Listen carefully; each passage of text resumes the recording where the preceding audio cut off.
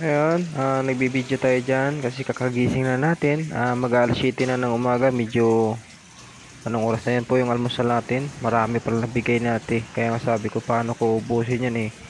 Marami yung binigay na ulam, lomi. Tapos may pandesal pa dalawa, tsaka manok.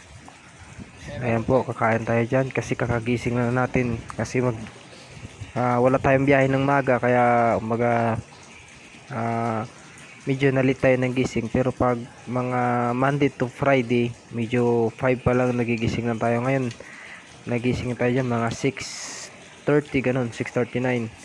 Tapos nagbaba na ako kumain. Yan po, pandesal sinasawsaw ko sa mga idol, sa lomi. Yan pong almusal ko.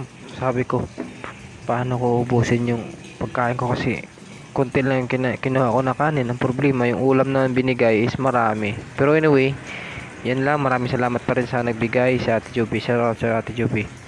Yan, kumakain tayo mga idol. Kasi wala tayo biyahe ng maaga. Pagtapos natin kumain dyan, punta tayo dyan sa kabilang building kasi nga po maglilinis tayo ng mga sasakyan kasi wala tayong schedule na may lakad tayo. Hindi tayo nakapagbihis dyan kasi maglilinis tayo. Kailangan na ito,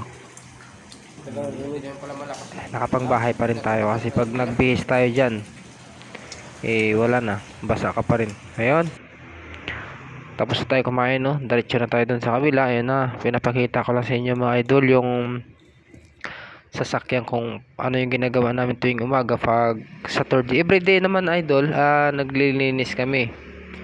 Kaso yun nga, hindi naman namin pinapakita dahil minsan mga busy rin kami, tsaka mahirap talaga idol dyan mag video, sa totoo lang, kasi walang patungan ng cellphone. Tsaka pinapatong lang natin yung cellphone kung saan saan kasi nga po mga diskarte lang ba mga idol. Walang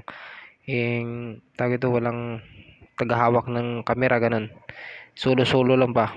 Kaya ginagawaan ko na lang ng paraan para makapag video. Anyway,